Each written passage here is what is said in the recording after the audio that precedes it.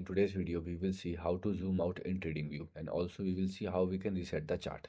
So to zoom out, you can simple on your, if you are on a Windows, you can press and hold the control button. If you are on, sorry, the Windows button, and if you are on your MacBook, you can press and hold the command button.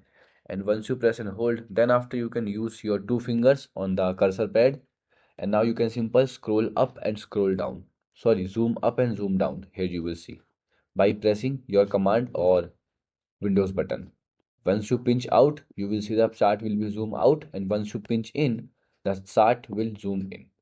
So here is how simple you can zoom out in TradingView. Now we will see how we can reset the chart.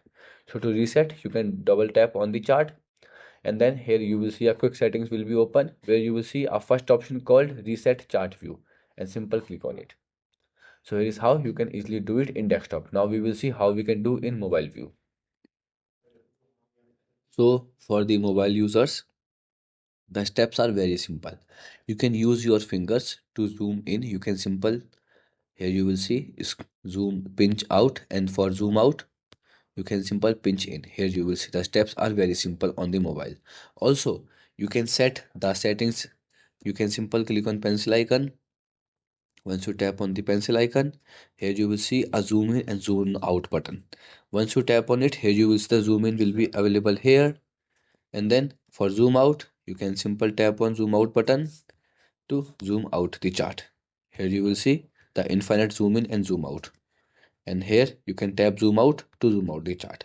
Now to reset, so the steps are clear. You can tap on pencil icon, or here you can firstly click on hide to hide all things like chart, indicator, any kind of alert, drawing, and anything. After that, click on the setting icon. Then after, here you can go to settings, and now here click on three dots in bottom left corner.